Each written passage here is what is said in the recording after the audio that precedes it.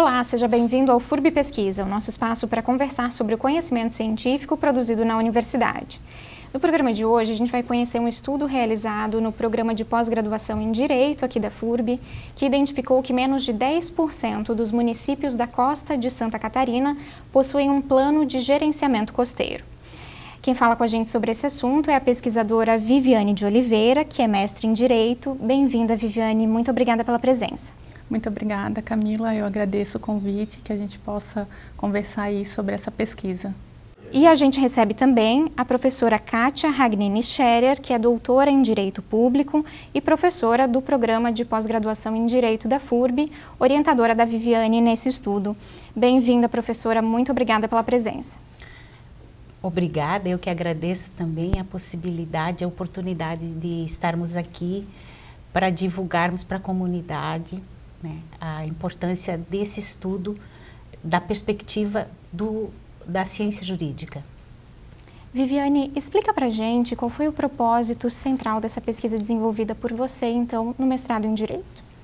Bom, a nossa pesquisa, ela buscou analisar em que condições os planos de gerenciamento costeiros municipais catarinenses eles podem ser integrados a uma gestão urbanística, né, incluindo medidas de adaptações e medidas de mitigação. A gente partiu, então, das políticas públicas já existentes, né, a gente teve esse olhar para essas políticas públicas existentes, olhando principalmente no âmbito federal, estadual e municipal. O que te motivou, Viviane, a estudar esse tema? Bom, eu já gostava e tinha uma afinidade com o direito urbanístico, né? Eu trabalho e atuo como advogada dentro do direito imobiliário, né? E por isso me despertou essa inquietude de entender como a cidade ela é planejada, como o ente público trabalha, principalmente como é feito essa conexão entre o ente privado, né, entre as relações pessoais, quanto com o ente público, né, porque tudo acaba se transformando em uma teia, né, como que você regulariza uma área sem você entender como essa cidade ela é planejada, como um parcelamento de solo funciona, como que os instrumentos de código de edificações funcionam. Então, todos esses instrumentos, eles acabam se ligando através de uma teia, né? E a partir do direito urbanístico, e por ser uma linha do programa, fez todo o sentido e a conexão, né? A motivação justamente que a Viviane teve do projeto, eu como orientadora, orientei ela para a linha de pesquisa do programa, né, que é a jurisdição constitucional e direitos fundamentais, para pensar o que ela já conhecia, né, de uma perspectiva mais do direito privado, trazendo para a política pública urbanística, principalmente pós-Constituição, pós-Estatuto da Cidade, porque a nossa urbanização no Brasil ela é recente, ao pensar a cidade, né? Do ponto de vista legal e do ponto de vista efetivo ainda ela é mais atrasada ainda, né? Mas a gente precisava saber qual o estado da arte em termos de legislação e a gente quis, qual que é a vocação da universidade, olhar os municípios mais próximos, é a nossa vocação regional enquanto universidade. E foi aí que surgiu a questão de olhar o planejamento costeiro, né? E essas áreas costeiras e essas cidades, como elas estão crescendo do ponto de vista jurídico também. Na sua avaliação, professora Kátia, existe uma lacuna no estudo desse assunto? Essa pesquisa conduzida pela Viviane, ela pode ser considerada, sob algum aspecto, inédita? Sim, os dados que a Viviane coletou, eles são inéditos, né? Eles são decorrentes de uma avaliação do que existe já em termos de lei federal, política nacional federal, que é um pouquinho antes da Constituição Federal, mas que foi recepcionada pela Constituição, que seria o Plano Nacional de Gerenciamento, que nós temos um plano estadual de gerenciamento que praticamente é uma cópia do plano federal, né? Enquanto que deveria ter esse apoio dos entes federativos, esse federalismo costeiro deveria existir. E nós temos os municípios costeiros, por N razões ali, né? Que não adotaram essa política pública, principalmente porque ela é uma política pública de ordenamento de todo o ecossistema costeiro. Isso é bom a gente deixar claro, porque tem o ecossistema marinho e a faixa terrestre. A Viviane se concentrou na faixa terrestre e na parte urbana, né? Mesmo porque a questão do ecossistema marinho a gente teria que entrar em outro âmbito da ciência, né? Viviane, acho importante a gente explicar também, né, o que são os planos de gerenciamento costeiro, né? Qual que é o objetivo desse instrumento, quais são os aspectos que constam, né, em um plano de gerenciamento costeiro.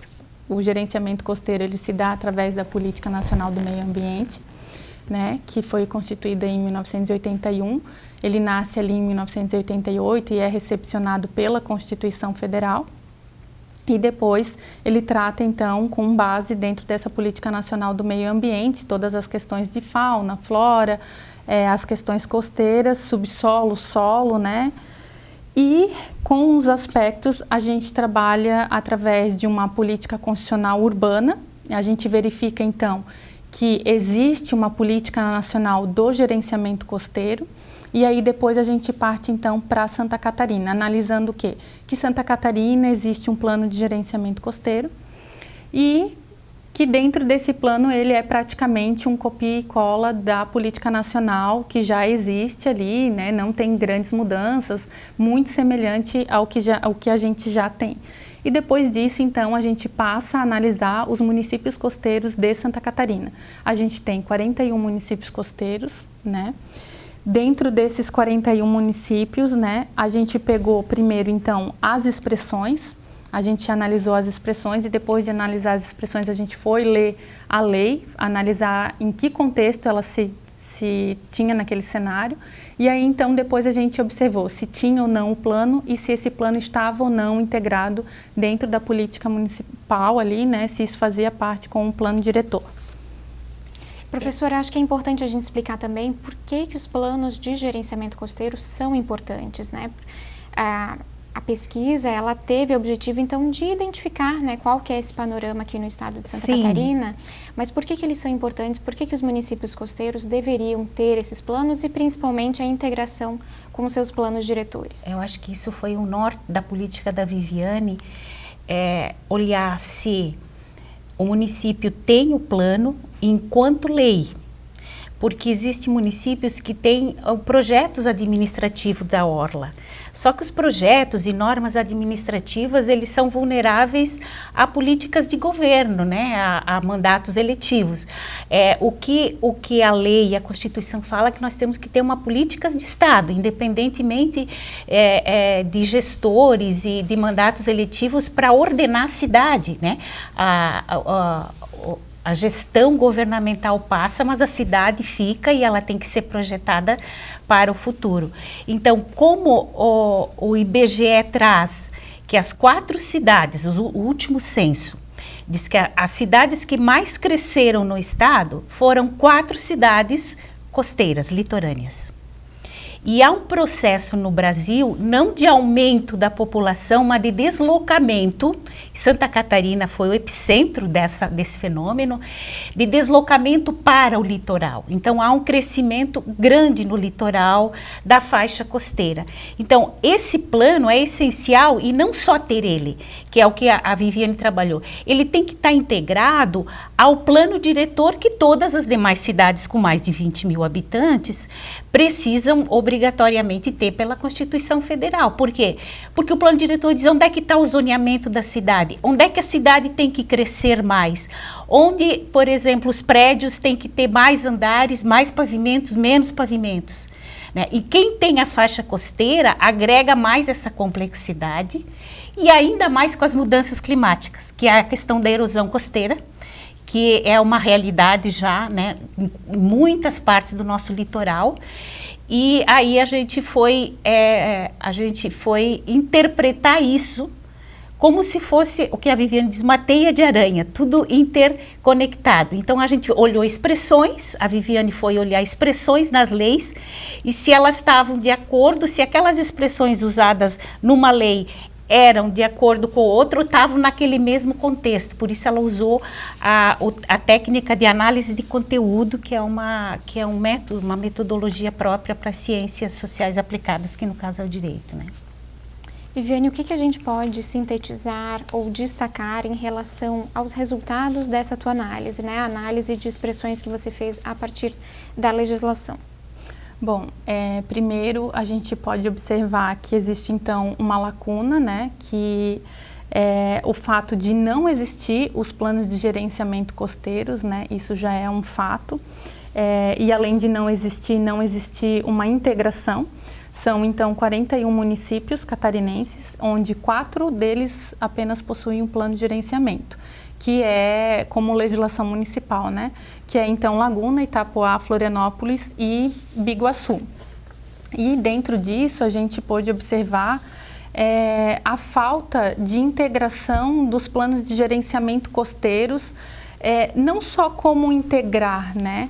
Mas como adaptar esses planos, né? Como olhar para o local, como olhar para esse município com as suas dificuldades, porque cada município acaba tendo um tipo de dificuldade, e sim fazer um diagnóstico do que realmente acontece dentro daquele município e não fazer igual Santa Catarina tem o seu plano, e que é um simples copia e cola do Política Nacional, né? Então a gente precisa fazer o quê? Um diagnóstico para adaptar, para integrar, e a gente fazer essa nova adaptação com essa legislação, justamente por todos os desafios que a gente vem enfrentando, com desastres, mudanças climáticas, e trazer os principais atores para poder fazer essa integração, que é a União, os estados, os entes privados e muitas vezes, e principalmente também, a participação da sociedade. Você mencionava, antes de a gente começar a gravar, que em Itapoá a gente observa um certo nível de integração, né, dessas políticas, né? Como é que isso se dá na prática? Bom, aqui dentro como um ponto positivo da pesquisa, que apesar de a gente ter poucos municípios, poucos, né, quase, né, e bem significantes o número ali, né, mas a gente pôde ver então Itapoá como um destaque. Porque Itapoá ele é a 5ª cidade a nível de censo do IBGE, com crescimento populacional, e ele teve essa integração, tanto no crescimento econômico, social, ele faz essa integração, ele busca essa sustentabilidade e busca essa resiliência. Então, assim, dentro de um ponto positivo da pesquisa, com certeza ficaria o destaque, então, para o município de Itapoá, que o índice é de 108% no crescimento populacional, que pelo menos então tem esse aspecto positivo, né, e que está buscando então uma resiliência com os seus instrumentos jurídicos, né. Professora Kátia, na sua avaliação, qual que é a relevância desses resultados obtidos pela pesquisa da Viviane? Olha, o olhar que a Viviane teve nessa pesquisa, e esse era o nosso horizonte primeiro, né, desde o início, né, da Viviane na pesquisa, era trazer essa pesquisa do mundo jurídico, né, de todo esse universo da linguagem jurídica, para subsidiar o gestor público para pensar sobre o Ministério Público, porque o Ministério Público ele é fiscal das políticas públicas, e também a gente trabalhou, como o direito trabalha, na teoria da decisão. Né? E, inclusive, já decorrente dessa pesquisa, já teve um outro livro, que é Responsabilidade Civil por Desastres, né? E essa elaboração, essa atualização do Plano Nacional do Clima, que precisa, para a liberação de recursos, como liberar recursos, no caso, para engordamento de praias, para mobilidade, para pensar planos de mobilidade urbana. Se o município não tem um plano de gestão costeira, ele não sabe para onde crescer. Se o plano diretor autoriza 30, 40, 50 pavimentos, com sombreamento e poluição da praia, Se essa gestão não está integrada ao saneamento básico, e nós estamos sofrendo isso, e vamos ver isso a cada verão, a gente, né, tem essa notícia, ou falta d'água, a praia está poluída, vários pontos impróprios, né, e isso é um planejamento que começa antes. O que o jurídico, o que o direito tem a ver com isso? O direito tem a ver com esse planejamento de política pública, que é ter uma lei. Essa lei, ela tem que sair do executivo, vir para o legislativo e ser aprovado nas câmaras legislativas. Então, é responsabilidade do gestor público, mas é responsabilidade também dos vereadores, das câmaras de vereadores. Então, há uma omissão aí, o resultado mostrou que há uma omissão nesse sentido, dessas duas esferas, do executivo e do legislativo, nesse sentido. E aí a gente nota na prática, né, as consequências. Nós temos cidades aí que dobraram do tamanho, né? Por exemplo, Barra Velha, e ela não tem plano de gerenciamento costeiro, o plano diretor já está atrasado, já passou, né? Então já tem ações judiciais, para citar esses e outros exemplos, né? E são municípios costeiros. Sem falar que, não tendo esse planejamento dos municípios costeiros, nós vamos ter consequências dos municípios que não têm área costeira, mas sofrem as consequências de maré alta, de enchentes, que não têm área costeira, mas por falta de planejamento, acabam sofrendo as consequências lá da área costeira. Porque o meio ambiente, ele não obedece o que é politicamente definido como... Ele não sai de um município e diz, não, aqui parou, saiu desse município, o desastre, as consequências não vão para lá, né? Então, por isso que a gente chama de federalismo, tem que ter União, Estado e municípios atuando em conjunto. Essas três unidades, entes federativos precisam atuar em conjunto. Bom, vocês analisaram detalhadamente, então, cada um desses planos que existem, né, desses quatro municípios, né, além de todo o restante da legislação dos 41 municípios costeiros, né. Já mencionamos como um case positivo, né, por assim dizer, o município de Itapoá. Em relação aos demais municípios que possuem seus planos de gerenciamento, Viviane, quais seriam os aspectos que você gostaria de destacar, sejam positivos ou negativos em relação a essas legislações? Bom, Florianópolis também é um município que vem já trabalhando alguns aspectos, né? Apesar de ele não ter uma integração, mas o fato de existir esse plano de gerenciamento costeiro já é um primeiro passo, né? Já é um destaque importante, mas que, infelizmente, nessa pesquisa a gente é afetado muito mais por aspectos negativos, né? Porque essa ausência desses instrumentos é que acaba gerando essas dificuldades, né, nessa integração, porque a gente não pode pensar a faixa terrestre costeira, ela não pode estar distante do município, do urbanismo, né? Você não afasta os dois ambientes, né? Muito pelo contrário, você precisa integrar esses dois aspectos, né? Tanto o costeiro quanto a urbanização. E por isso, dentro da pesquisa, a gente infelizmente acaba tendo então uns aspectos muito mais negativos do que positivos, né? E aí fica mesmo só em destaque a cidade de Itapoá. Gostaria de mencionar, Viviane, alguma das lacunas, né, dos aspectos negativos que você identificou nesses planos de gerenciamento costeiro, então, de Florianópolis, Laguna e Biguaçu? Bom, agora aqui, para a gente poder destacar, Biguaçu teve também bastante ações judiciais com problemas de manguezais, né? Porque justamente por essa falta de limites e de respeito com essa área, né? Com esse ecossistema onde às vezes é construído centros comerciais, né? Em cima de áreas que não são permitidas. Então, essa é uma dos aspectos que a gente vê como negativo, que apesar de eles buscarem ainda o instrumento, ter ali, porque não adianta você ter ele por ter, né? Você precisa adaptar e integrar, né? Muito mais adaptar o instrumento, né? Fazer com que ele seja útil, que ele seja cumprido com o plano diretor, né? Não, você não pode afastar essa integração, né? A professora mencionava anteriormente a responsabilidade do Poder Executivo e do Poder Legislativo nessa questão, né? Passando então para um momento um pouquinho mais propositivo da nossa conversa, quais seriam, professora, os aspectos fundamentais a serem considerados para a elaboração de um bom plano de gerenciamento costeiro para os municípios aqui da nossa costa? Eu acho que a Viviane já começou a fazer assim. Nós temos uma política nacional, estadual e municipal que precisa ser efetivada, né?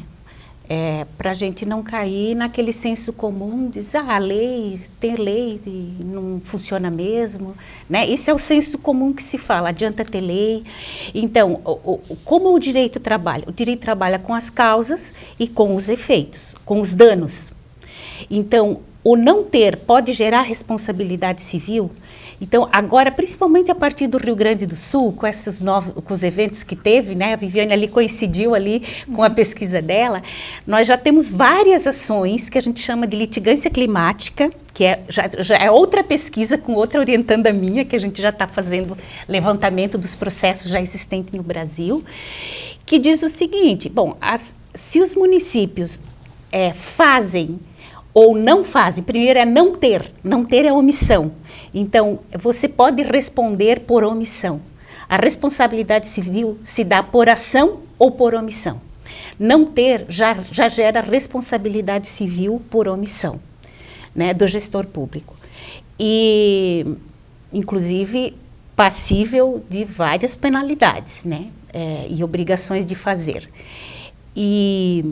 Ou fazer sem integração também pode gerar responsabilidade, porque o que a gente diz no direito, o gestor não pode alegar que uma enchente ou uma enxurrada porque não tem drenagem urbana ou porque a água, no caso da Lagoa da Conceição, né, que houve esse acidente lá onde, enfim, foi um serviço do saneamento acabou, né, estourando e muito da água do esgoto doméstico foi para lá, para não dizer já o que não era tratado. Ele não pode dizer, foi caso fortuito porque choveu demais, ou porque choveu além. Realmente choveu, nós estamos numa situação de emergência climática, mas poderia ser evitado? Poderia ser minimizado os danos, talvez não evitados totalmente, mas o que a gente chama de mitigados, reduzir danos, poderia. Então o gestor público de alguma forma responde. Do ponto do Ministério Público, ele precisa exigir, os promotores precisam exigir, né? E aí a gente diz assim, muitas vezes no direito tem uma atração muito grande pelo crime, pela área da corrupção, pela área criminal, né? Os nossos estudantes adoram isso, né? Isso é muito, mas a gente vive na cidade, né?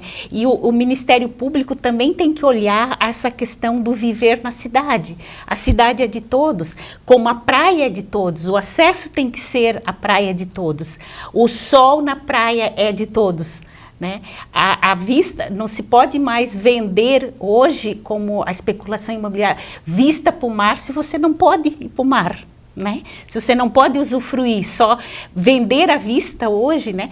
Então, hoje a praia, a zona costeira é bem comum de uso do povo. Tanto é que ela é propriedade pública, né? Propriedade da União, e o município pode pedir a concessão se tiver um planejamento. Ah, mas eu quero conseguir recursos federais para fazer o engordamento da praia. Você tem planejamento costeiro? Não, não tenho. Então, não tem acesso. A legislação também prevê que deve haver participação popular no processo de elaboração desses planos, professora? Sim. A participação social em tudo que é legislação urbanística, o plano diretor, e o plano de gerenciamento costeiro, obrigatoriamente a população tem que participar, seja por meio de audiências públicas, de consulta e de audiências públicas. E ainda tem que, anterior a isso, tem que ter o plano Orla, que é o plano que nasce administrativamente, com estudos oceanográficos, estudos de toda a Orla, e depois ele vai e tem que ser tratado junto com o plano diretor. Isso seria uma gestão integrada, né? Então, primeiro é a responsabilidade civil do gestor público, inclusive por danos privados, né? Então a gente diz, nossa, mas o Estado vai ter que responder por tudo se ele não fez ou se omitiu em fazer, porque se omitir aqui é tão grave quanto fazer errado, ou quanto fazer, né? Então a gente trabalha dentro do urbanismo, não é quanto a ação, como se dá no direito penal, né? O crime, o ato. A gente trabalha com a omissão, que é tão gravosa para o território, para a cidade, quanto o agir errado. Viviane, a sua pesquisa, então, ela foi transformada em livro, né? Ela foi publicada ainda no início do ano passado, né? Gostaria de falar um pouquinho sobre ele, o que esse livro comporta, quais assuntos ele traz e como é que as pessoas podem ter acesso a ele, né? Esse livro, então, foi publicado em fevereiro do ano passado, né? E ele é um recorte da minha pesquisa.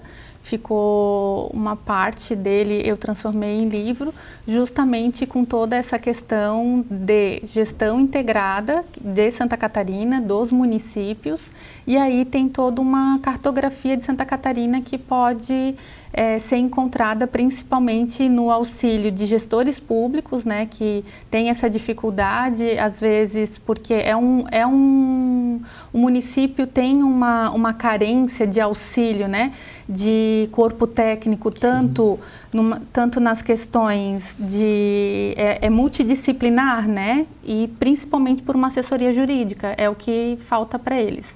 A professora trouxe aqui para a gente também um outro livro que se refere a esse assunto que comentávamos antes, né, a responsabilidade civil por desastres e emergência climática. Gostaria de falar um pouquinho sobre ele, professora? Sim, esse livro ele é resultado de um projeto de pesquisa, responsabilidades por desastres no contexto da emergência climática, que o nosso grupo de pesquisa aqui de Blumenau, da FURB, tem em parceria com a Unicinos, que é de São Leopoldo, e é um projeto do CNPq. Então, eu ajudei a fazer a organização do projeto, e Viviane e eu já é um resultado da pesquisa da Viviane, que veio do ano passado, nesse sentido de elaborarmos o que seria uma governança, né? Porque realizamos o estado da arte, a Viviane fez esse mapeamento, fez a cartografia e alguns pontos do que seria. E agora a Viviane está avançando nesse estudo, o que seria uma governança, tipo de uma cartilha do ponto de vista jurídico que deve ser. Então, nesse livro a gente analisa já o caso de Rio de Janeiro, né, que realmente não é uma realidade só de Santa Catarina, né, é uma realidade nacional de grandes estados aí também que também estão muito da nossa realidade, inclusive, né? Não tem inclusive Rio de Janeiro não tem nem o plano estadual. Nós temos planos municipais e não temos um plano estadual, né? Então é sério isso. Então é isso, e a perspectiva é que a Viviane continue, né, no doutorado. Estou incentivando ela para trabalhar mais e ir nessa perspectiva do que seria a consequência de não ter uma governança integrada. Bom, no programa de hoje nós conversamos com a pesquisadora Viviane de Oliveira, que é mestre em Direito. Muito obrigada, Viviane, pela presença. Sou eu que agradeço, Camila, mais uma vez. Obrigada pela oportunidade. E conversamos também com a professora Kátia Ragnini Scherer, que é doutora em Direito Público, professora do programa de pós-graduação em Direito aqui da FURB e foi orientadora da Viviane nesse estudo sobre o qual nós conversamos hoje. Muito obrigada, professora, pela presença. Eu que agradeço, Camila, a todos também, na expectativa de podermos ter atendido um pouco a essa discussão tão importante para nós que vivemos na cidade e gostamos tanto do nosso litoral e queremos acesso à praia, né, que é comum e bem de todos. A gente agradece também a você pela sua companhia e te convida a acompanhar as próximas edições do FURB Pesquisa, toda sexta-feira, no canal da FURB no YouTube. O programa de hoje termina aqui. Até a próxima!